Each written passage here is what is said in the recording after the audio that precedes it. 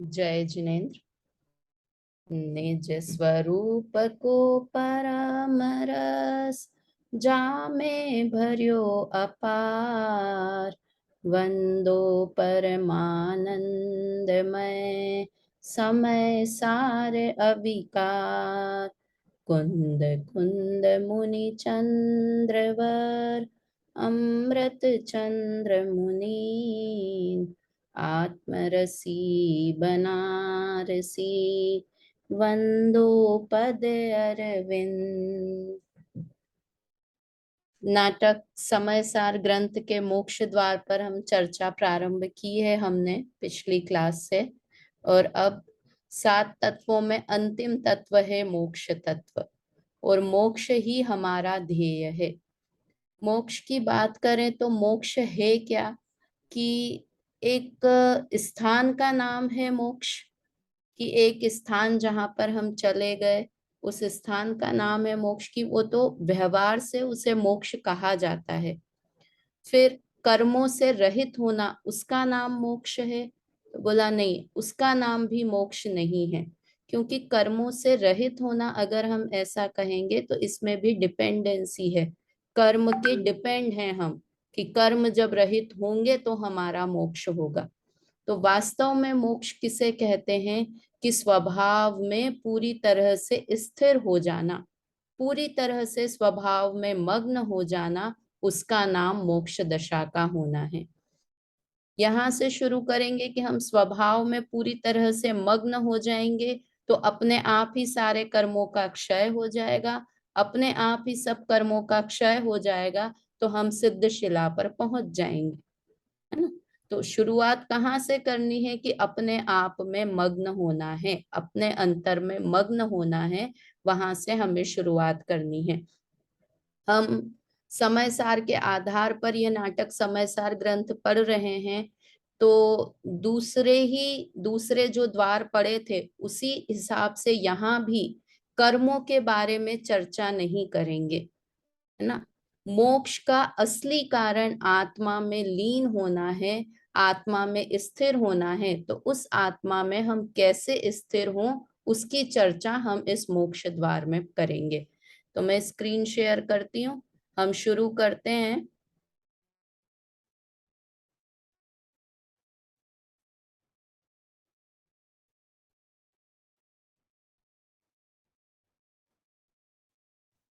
हाँ, दिख रहा है ना। मोक्ष द्वार, नवा द्वार है मोक्ष द्वार। ये प्रतिज्ञा छंद हमने पिछली क्लास में पढ़ा था, किंतु पढ़ लेते हैं एक बार वापस से। बंध द्वार पूरो भयो, जो दुख दोष निदान। अब वरनो आवरणों संक्षेप सु मोक्ष मोक्ष द्वार सुख थान। सुखदान।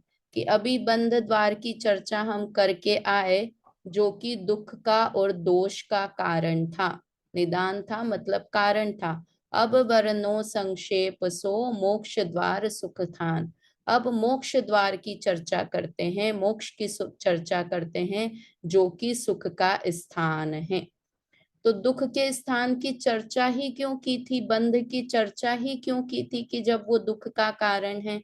कि आता है ना 6 डाला में, बिन जाने ते दोष गुणन को कैसे तजिए गहिए। अगर बंध दुखदायक है ऐसा नहीं जानते तो उसे छोड़ने का उद्यम भी क्यों करते। इसलिए जो दुख का कारण था, ऐसे बंध की चर्चा हमने की। और अब जो सुख का कारण है, ऐसे मोक्ष की चर्चा हम प्रारंभ करते हैं। तो अब तो हमें डबल चौकन्ना हो जाना चाहिए।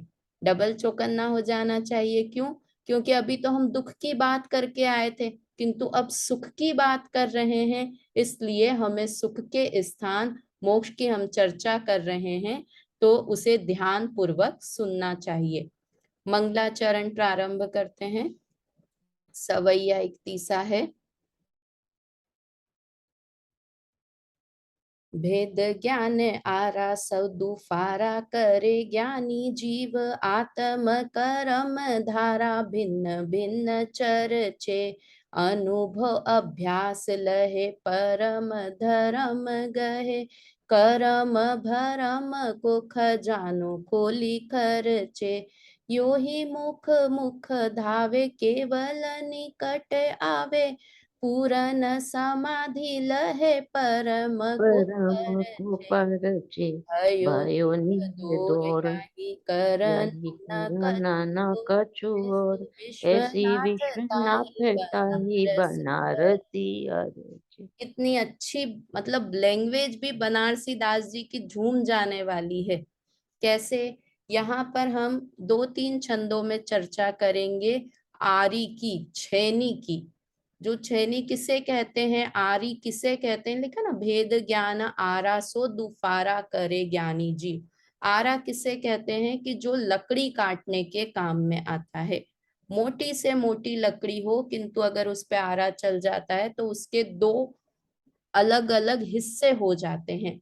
तो यहाँ पर आरा शब्द का प्रयोग किया है कि हम बुद्धि के लिए, कि बुद्धि रूपी प्रज्ञा छेनी। प्रज्ञा छेनी शब्द पहले और कहाँ पढ़ा हुआ है आपने? छह डाला में। जिन डाला पर में। पैनी सुबुद्धि छेनी, दारी अंतर भेदिया, वर्णादि अरुरागादि ते निज भाव, निज भाव को न्यारा। है ना। तो आरा का काम प्रज्ञा छेनी, आरा और प्रज्ञा छेनी। प्रज्ञा मतलब ज्ञान और छेनी मतलब तीक्ष्ण। तीक्ष्ण ज्ञान को उपयोग करेंगे तो हम बंधन से रहित हो जाएंगे या मोक्ष प्रकट होगा। किंतु आरा कैसा होता है कि वो एक लकड़ी के दो हिस्से कर देता है। तो हमें ऐसे आत्मा के दो हिस्से नहीं करने हैं कि एक पूरा अखंड आत्मा है उसके दो हिस्से करने हैं। उदाहरण हमेशा एक देश लागू होता है ना। तो यहाँ पर जो आरा शब्द प्रयोग किया, वो इसलिए प्रयोग किया कि बहुत तीक्ष्णता से आरा, आजकल तो, पहले तो वो हाथ से आरी चलाते थे, अभी कभी देखी हो आपने तो मशीन होती है आरे की मशीन, और वो लकड़ी पे ऐसे रखी और लकड़ी के खटाक से दो टुकड़े हो जाते हैं। और ऐसे दो टुकड़े होते हैं कि वो वापस जुड़ नहीं पाते हैं। इसलिए यहाँ पर आरे का उदाहरण दिया। किंतु हमें आत्मा में ऐसा भेद नहीं करना है कि जैसे लकड़ी एक अभेद थी, उसे दो टुकड़े कर दिए। यहाँ पर हम दो टुकड़े किस चीज के करेंगे कि जो आत्मा में अच्छाई अच्छाई थी वो एक तरफ, और जो आत्मा में बुरी चीजें थी वो दो तरफ। समझ में आया बेला भाभी क्या कहना चाह रही हूं मैं? कि आरा तो प्रयोग किया आरा शब्द का, किंतु किस लिए किया? कि एक वस्तु के दो हिस्से जैसे लकड़ी करती है वैसा दो हिस्सा नहीं करना है, किंतु आत्मा में जो रखने योग्य अच्छी चीज है वो एक अलग पहचाना, और एक जो बुरी चीज है उसे अलग पहचाना। किंतु आरा शब्द का प्रयोग इसलिए किया है कि अत्यंत भेद कर देती है। निर्दयता से, एक शब्द आता है समय सार में, निर्दयता से पटक देता है आरी को। मतलब बिल्कुल कि अरे ये राग तो मेरा हमेशा से था, ये राग तो मुझे परिवार के प्रति है, परिवार के लोग तो अच्छे हैं, ऐसा बिल्कुल भी अंदर पर निर्दयता से कि राग दुख देने वाला है तो उसे एकदम अलग कर दिया, और आत्मा सुख देने वाला है, या मेरे जो ज्ञान दर्शन सुख वीर्य के परिणाम है वो ही मेरे हैं, उसे अपना लिया, और जो बुरी चीज थी उसे छोड़ दिया, है ना। अनादि से साथ में है इसलिए मेरा है, तो उसमें दया नहीं पाली, निर्दयता से उस राग को अलग कर दिया। तो पढ़ते हैं, अभी तो अपन ने आरा शब्द देखा है। भेद ज्ञान आरा सो दुफारा करे ज्ञानी जीव। ज्ञानी जीव, सम्यक दृष्टि जीव, भेद विज्ञान रूपी आरे से दो फाड़ कर देता है, दो चीजों को अलग कर देता है। आत्म कर्म धारा भिन्न भिन्न चर्चे, किन दो को अलग किया? एक आत्म धारा को और एक कर्म धारा को। इसे हम कहेंगे एक ज्ञान धारा को और एक कर्म धारा को भिन्न भिन्न जानता है ना। अनुभव अभ्यास लहे परम धर्म गहे। और क्या करता है? ज्ञानी जीव अनुभव का अभ्यास करता रहता है और परम धर्म को ग्रहण कर लेता है। परम धर्म को ग्रहण करता है। परम धर्म, परम किसको कहते हैं? उत्कृष्ट को परम कहते हैं। जैसे परमेष्ठी बोलते हैं ना, जो परम पद में स्थित हैं उन्हें परमेष्ठी कहते हैं। तो परम मतलब उत्कृष्ट, सबसे महान धर्म को ग्रहण करता है। तो सबसे बड़ा धर्म कौन सा है? उत्तम, क्षमा, मार्दव, आर्दव सबसे बड़े धर्म है कि रत्न। रत्न। रत्नत्रय धर्म को ग्रहण कर लेता है, अनुभव का अभ्यास करता है और रत्नत्रय रूपी धर्म को ग्रहण कर लेता है। और क्या करता है, देखो ये लाइन बहुत अच्छी है। करम भरम को खजानो खोली खर्चे, खजाने को खोल के पूरे मुक्त हाथ से दान देता है, लुटाता है। किसको लुटाता है? कि द्रव्य कर्म और भाव कर्मों को। खजाने की तरह, जैसे खजाने में से कैसे होता है, कोई राजा हो वो खजाने में से लुटाए, मतलब मुट्ठी भर भर के फेंकता जाता है। ऐसे ही ज्ञानी जीव किसको खर्च करता है? कि द्रव्य कर्म और भाव कर्म का खजाना। खजाना किस लिए कहा? क्योंकि बहुत सारे द्रव्य कर्म और भाव कर्म भरे हुए हैं, खजाने की तरह भरे हुए हैं, जो कभी खत्म ही नहीं हो। ऐसे पर खत्म होते हैं, मतलब बहुत सारे हैं, इसलिए खजाने शब्द का प्रयोग किया। तो द्रव्य कर्म और भाव कर्म को नष्ट करता जाता है, खर्च करता जाता है। इसको यहाँ पर उपमा दी है, वास्तव में द्रव्य कर्म और भाव कर्म को निर्जरित करता जाता है, निर्जरा करते जाता है। क्या करता है? यहाँ तीन चीजें बताई, चार चीजें, कि सबसे पहले ज्ञानी जीव भेद ज्ञान रूपी प्रज्ञा छेनी से ज्ञान धारा और कर्म धारा ऐसे आत्मा के अंदर डाल के दो हिस्से कर लेता है कि क्या ज्ञान धारा है और क्या कर्म धारा है। आगे इसकी चर्चा और आएगी, इसलिए अभी डिटेल नहीं कर रही हूँ। और क्या करता है? अनुभव का अभ्यास करता है और रत्नत्रय रूप धर्म को ग्रहण करता है। और क्या करता है कि कर्मों का क्या होता है उस समय? कि द्रव्य कर्म और भाव कर्म की निर्जरा करता चला जाता है, और बहुत स्पीड से निर्जरा होती है। जितने वो बोलते हैं ना, वो आता है ना छह डाला में, कोटि जन्म तप तपे ज्ञान बिन कर्म झरे जे, ज्ञानी के त्रिगुप्ति माहि सहज टरे ते। कि तप करने से जितने तुम करोड़ों वर्ष तप करोगे ना, तब कितने से कर्म नष्ट होंगे? कि इतने से कर्म नष्ट होंगे। और ज्ञानी जीव के छिन्न माही, एक क्षण में त्रिगुप्ति ते, इतने सारे इतने कम कर्म तो एक क्षण में ज्ञानी जीव के नष्ट हो जाएंगे। तो ज्यादा सरल काम क्या है सुनीता आंटी? की करोड़ों वर्षों तक तप करते रहना, कि एक क्षण का सम्यक दर्शन, सम्यक ज्ञान प्राप्त कर लेना। समझदारी इसमें है कि सम्यक दर्शन प्राप्त करके कर्मों की निर्जरा करते चले जाना, बहुत सारे कर्म एक साथ निर्जरित करते चले जाना। तो सम्यक ज्ञानी यानी समझदार जीव ये काम करता है कि रत्नत्रय रूप धर्म को धारण करता है, तो उससे द्रव्य कर्म और भाव कर्म निर्जरित होते चले जाते हैं, खजाना खाली होते चला जाता है उसके अंदर का। खजाना यहाँ पर अच्छे में प्रयोग नहीं किया है, बुरी चीज का भी तो खजाना हो सकता है। खजाना हमको लगता है सोने चांदी रुपए पैसा का खजाना, तो बुरी चीज को खजाना शब्द यानी बहुत सारे के अर्थ में खजाना प्रयोग किया है। तो द्रव्य कर्म और भाव कर्म का खजाना खाली करता चला जाता है।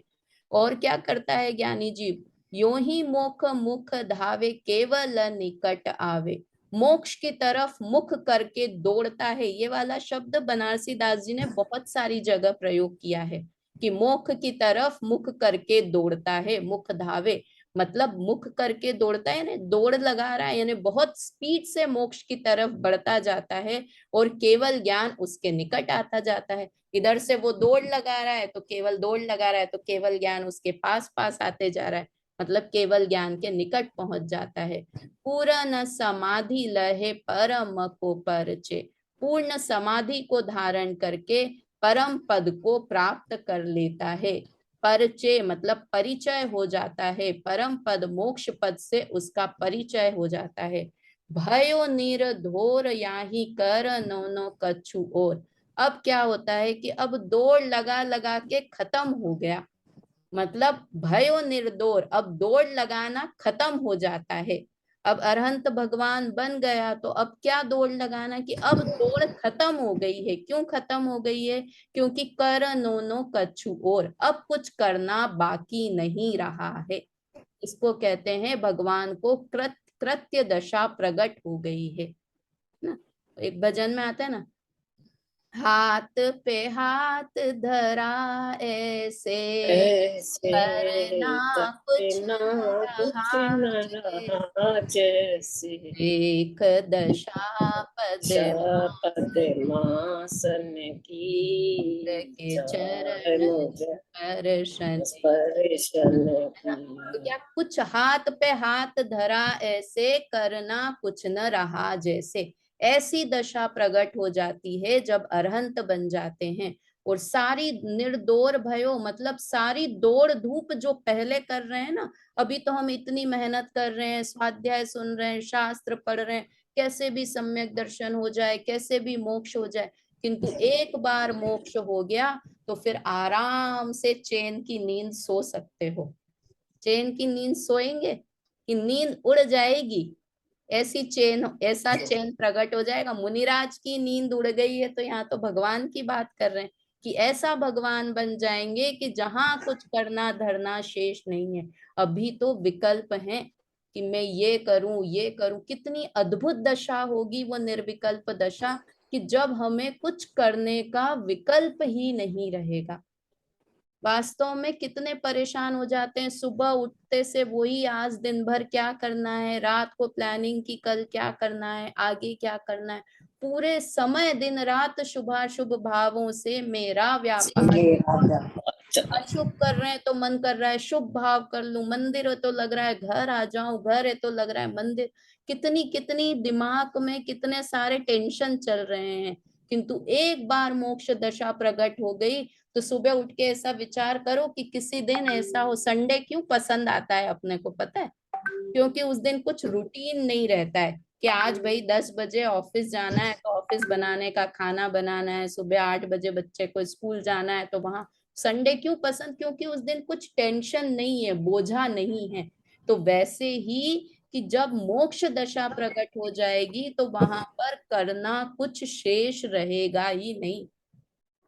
मोक्ष का लालच दे रहे हैं बनारसी दास जी कि ऐसी दशा चाहिए तुमको जहां पर कुछ करना शेष नहीं रहे, कि हाँ चाहिए, वास्तव में भगवान में थक गया हूं शुभ और अशुभ, शुभ अशुभ के भाव करते करते।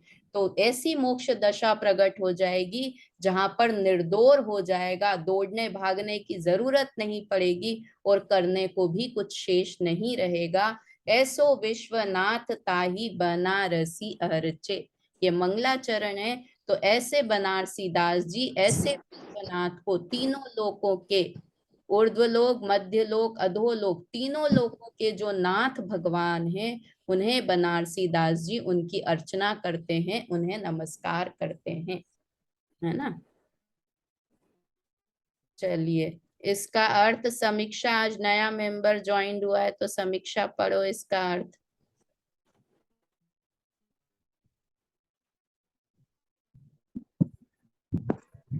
ज्ञानी जीव भेद ज्ञान की करौत से आत्म परिणति और कर्म परिणति को पृथक करके उन्हें जुदी जुदी जानता है और अनुभव का अभ्यास तथा रत्नत्रय ग्रहण करके ज्ञानावरणादि कर्म व राग द्वेष आदि विभाव का खजाना खाली कर देता है। इस रीति से वह मोक्ष के सन्मुख दौड़ता है।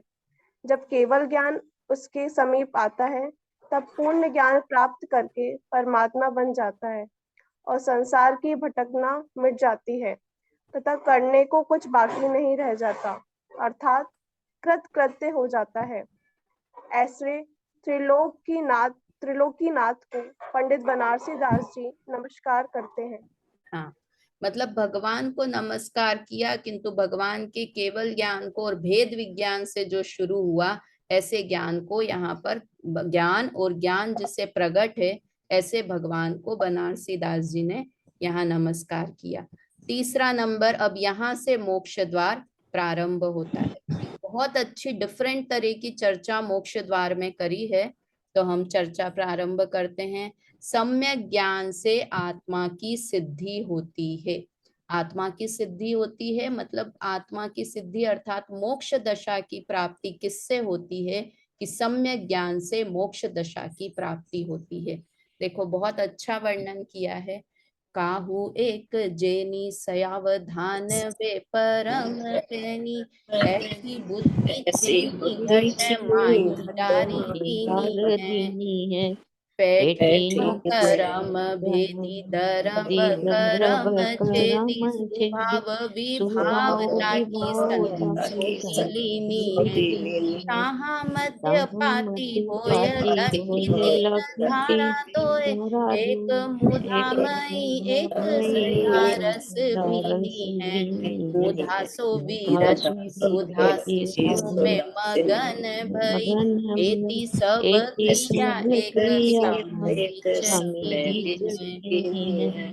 कितनी अच्छी, मतलब वाकई में ये छंद ऐसे हैं कि जो बोलते हैं कि सब लोग इसको गुनगुनाते थे, ऐसे ही छंद हैं ये वाले, है ना।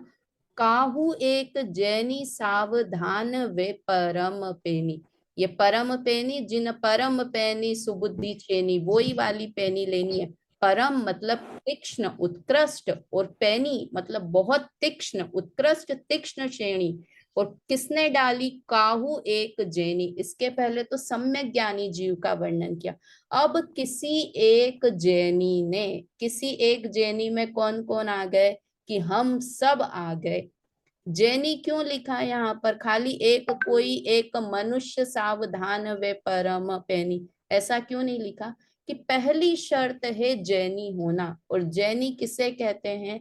जो जिन आज्ञा को माने, मतलब सम्यक दर्शन का हकदार वो ही है कि जो सच्चे देव शास्त्र गुरु को माने, है ना, वो ही जैनी है। तो भाई उसने कहा शेर के पर्याय में महावीर भगवान के जीव कहाँ देव शास्त्र गुरु को मानते थे? कि उन्होंने दो मुनिराजों को देखा था ना, तो उनकी उस गुरु के प्रति भक्ति हुई थी। क्या सोचा था अंदर में कि जो भी ये बात बोलेंगे वो मेरे हित की बात बोलेंगे, ऐसी उनके ऊपर श्रद्धा आई थी। तो जब उसने उन्हें आते देखा और ऐसा सोचा कि ये मेरे हित की बात ही बोलेंगे, वो जैनी बन गया। देव शास्त्र गुरु ही सच्चे गुरु हैं, जो वो बोलेंगे देव शास्त्र गुरु वो मेरे हित की बात बोलेंगे। अगर हमारे अंदर में ऐसा श्रद्धान है तो हम जैनी हैं। है कि नहीं ऐसा भरोसा? सुशीला आंटी, है कि नहीं ऐसा भरोसा? कि है ना हमको ऐसा भरोसा, तो हम सच्चे जैनी की कैटेगरी में हैं। तो कोई एक जैनी सावधान होकर उसने क्या किया? परम पैनी ऐसी बुद्धि छेनी। कौन सी छेनी लानी है यहाँ पर? कि कहीं भागने की जरूरत नहीं है, अपनी बुद्धि, बुद्धि की। अब तीक्ष्ण श्रेणी क्यों बोला? क्योंकि ऐसी बुद्धि काम नहीं आएगी जो थोड़ी विषय कषाय में लगी हुई है और थोड़ी आत्मा में लगी हुई है। ऐसी बुद्धि से काम नहीं चलेगा कि मुझे तो दोनों हाथ में लड्डू चाहिए, लड्डू भी चाहिए, मुक्ति भी चाहिए और नुक्ति भी चाहिए, ऐसा बोलते हैं कोई एक मुन्ना, नुक्ति चाहिए मतलब अच्छे अच्छे विषय कषाय भी चाहिए, और मुक्ति चाहिए मतलब मोक्ष भी चाहिए। तो ऐसी बुद्धि से काम नहीं चलेगा। अपनी बुद्धि को तीक्ष्ण करना पड़ेगा। तीक्ष्ण करना पड़ेगा मतलब सूक्ष्म करना पड़ेगा, और पूरी तरह से उस बुद्धि को कहाँ पर डालना है? घट माही डार दीनी है, अपने अंदर ही उस बुद्धि को डालना है। मतलब जो मेरी बुद्धि विषय कषाय में घूम रही थी, उसे वहां से हटाकर अपनी आत्मा में डालना है, अपने अंदर में डालना है। देखो ये बहुत अच्छा रूपक यहाँ बनाया है। अपन ये पूरा छंद पढ़ेंगे ना, उसके बाद लास्ट में आंख बंद करके इस पे विचार करेंगे। अभी तो ऐसा लग रहा है कोई कहीं से आरा लेके आना है, फिर आत्मा के ऊपर उस आरे को लगाना है, किंतु ये बहुत अच्छा एक रूपक बनाया है कि कोई एक जैन आदमी चला आ रहा है, उसने अपनी बुद्धि रूपी श्रेणी को, अपनी बुद्धि को पूरी तरह से इधर उधर से हटाकर तीक्ष्ण करके, तीक्ष्ण का अर्थ क्या समझना? छेनी करके, पैनी करके, मतलब विषय कषाय से हटाकर अपनी आत्मा में लगा दिया है ना। फिर क्या किया? पैठी नो करम बेधी दरब करम छेदी।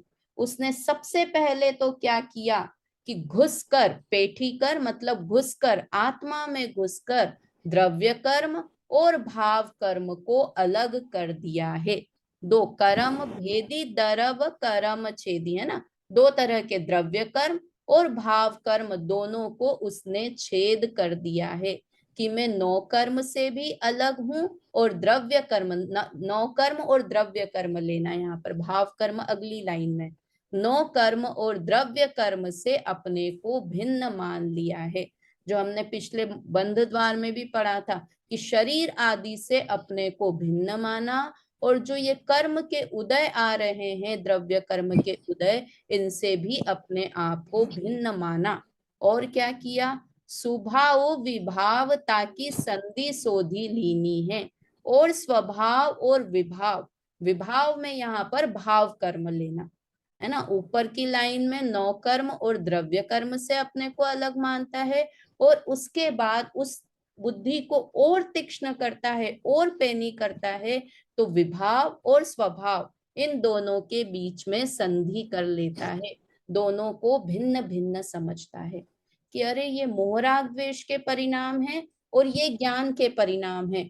तो दोनों किससे अलग हैं कि ये मोह राग द्वेष के परिणाम परमानेंट नहीं रहते हैं। राग मुझे उत्पन्न होता है और नष्ट हो जाता है, राग मुझे दुखी करने वाला है, इसलिए ये परिणाम मेरे नहीं हो सकते। और जहां स्वभाव की तरफ गया कि अरे ये ज्ञान का परिणाम है, ज्ञान का परिणाम मेरे साथ हमेशा रहता है और मुझे सुख उत्पन्न कराता है, इसलिए ये विभाव के परिणाम में नहीं हूं और ये जो स्वाभाविक परिणाम है यही मैं हूं, ऐसा विश्वास करता है। मतलब दो चीज लक्षण से उन्हें अलग अलग जानता है, स्वभाव को लक्षण से अलग समझता है, और विभाव ये मोह राग द्वेष के परिणाम है, इनका लक्षण जानकर इनको अपने से अलग समझता है।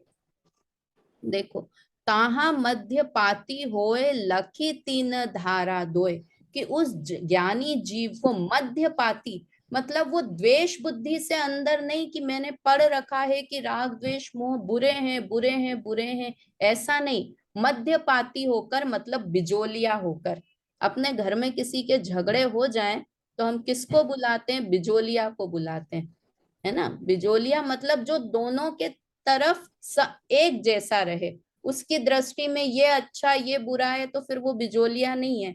जो जज होते हैं कोर्ट में वो कैसे होते हैं, मध्यपाती होते हैं, कि उनके लिए दोनों समान है, ये भी समान है ये भी समान है। तो वैसे वो मध्यपाती होकर लखी तीन धारा दोए, उसे दो धारा दिखाई दी अंदर में, एक मुधामयी एक सुधा रस भीनी है। एक तो मुधामयी है मतलब अज्ञानमयी है, और दूसरी सुधा से भरी हुई है, ज्ञान से और सुख से भरी हुई है। मतलब जो दो धारा दिखी थी ना, एक स्वभाव और एक विभाव रूप, तो एक धारा थी जो दुख से भरी हुई थी और टेम्पररी थी, और दूसरी धारा दिखी जो सुख से भरी हुई है और परमानेंट है। अब बताओ आपको कौन सी धारा चाहिए, मम्मी कौन सी धारा अच्छी होगी, दुखी करने वाली चीज अच्छी है या जो सुखी करे मुझे वो चीज अच्छी है? जो मुझे सुखी करे वो चीज अच्छी है ना। जो मेरे साथ हमेशा रहे वो अच्छा, जो मेरे साथ आता जाता रहे वो अच्छा, कि जो मेरे साथ हमेशा रहे वो अच्छा। हम पर बाजार में भी खरीदी करने जाते हैं ना, तो सबसे पहले क्या पूछते हैं, कितना टिकाऊ है ये कपड़ा, कितना चलेगा, जो ज्यादा चले वो हमें ज्यादा अच्छा लगता है। तो ज्ञान ऐसा है ना, टिकाऊ चीज है, वो है और हमेशा है, कभी भी तुम्हारा साथ छोड़कर नहीं जाएगा। तो ऐसे ज्ञान को अपना मानना चाहिए ना, ऐसे ज्ञान को अपना समझना चाहिए। और हम कितने मूर्ख बन रहे हैं कि जो हमें दुखी करने वाले हैं, राग द्वेष के परिणाम जो आते जाते रहते हैं, उन परिणामों को, उस शरीर को, उस द्रव्य कर्म को अपना मानकर बैठे हैं। कितना आसान काम है कि मैं ज्ञान वाला हूं ऐसा मानकर अपनी आत्मा पे विश्वास करने लग जाना। देखो क्या हुआ फिर, वो बीच में तो गया था मध्यपाती होकर, उसने ऐसा किया, फिर क्या हुआ, मुधा सो विरची सुधा सिंधु में मगन भयो। विरची मतलब विरची का अर्थ लिखा है छोड़कर, तो उसने क्या किया, जो दुख देने वाली बुद्धि थी, ऐसी बुद्धि से, अज्ञान भाव से, मुधा मतलब अज्ञान, ऐसे अज्ञान भाव को छोड़कर ज्ञान सिंधु में मग्न हो गया। सिर्फ ज्ञान में नहीं, ज्ञान सिंधु में।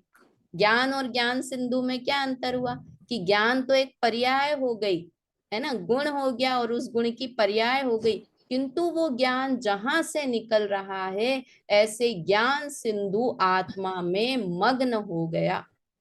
और ये आखिरी लाइन और अच्छी, मुझे तो ये छंद बहुत बढ़िया लगा। एति सब क्रिया एक समय बीच कीनी है, कि इतना सारा काम कि एक जैनी हो वो बुद्धि ऐसी तीक्ष्ण श्रेणी लाए, फिर पहले द्रव्य कर्म से अलग करना, नो कर्म से अलग करना, भाव कर्म से अलग करना, उसके बाद अपनी आत्मा को जानना, फिर ज्ञान को जानकर फिर आत्मा तक पहुंचना। कितना लंबा प्रोसेस है कि ये सारी क्रिया उसने एक क्षण में कर दी है। कोई बताएगा इससे रिलेटेड? एक लाइन आती है पूजा में, एति सब क्रिया एक समय बीच कीनी है। चलो, क्षण भर निज रस को, क्षण भर वेरी निज गुड, रस को पीछे तन मिथ्या मल को धो देता वेरी है। गुड सुशील आंटी। ये लाइन आती है ना, ये हमेशा लाइन मेरे को अपील करती है। देव शास्त्र गुरु की, बाऊजी कोटा वाले बाऊजी की है ना, अर्घ का छंद, क्षण भर निज रस को पीछे तन मिथ्या मल को धो देता है। क्षण भर यानी एति सब क्रिया एक समय बीच कीनी है। सम्यक दर्शन प्राप्त करने में कितना समय लगेगा समीक्षा? बहुत टाइम लगेगा।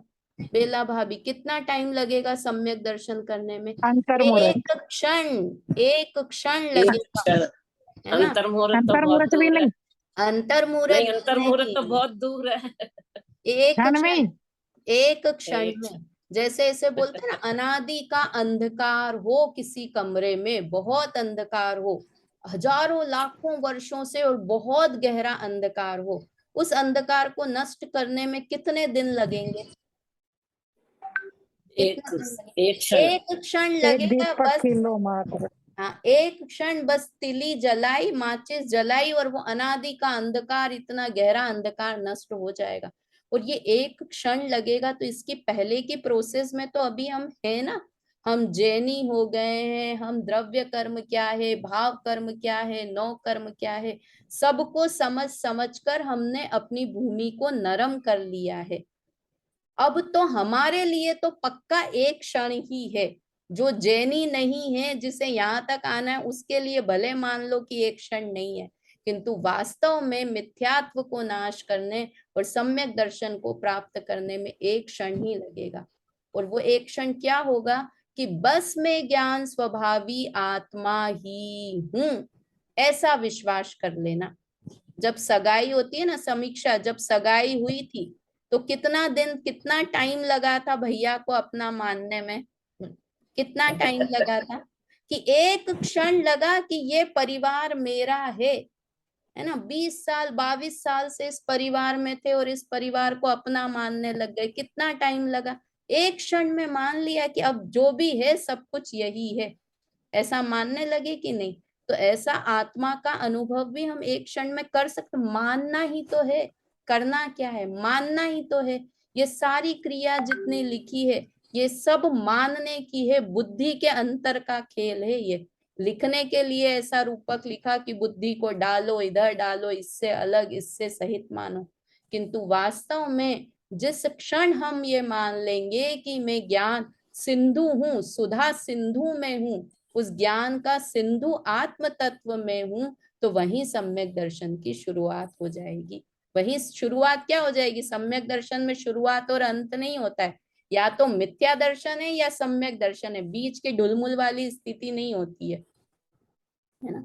तो ऐसे सम्यक दर्शन की प्राप्ति हो जाएगी। चलिए बेला भाभी पढ़िए इसका अर्थ तीसरे नंबर के छंद का।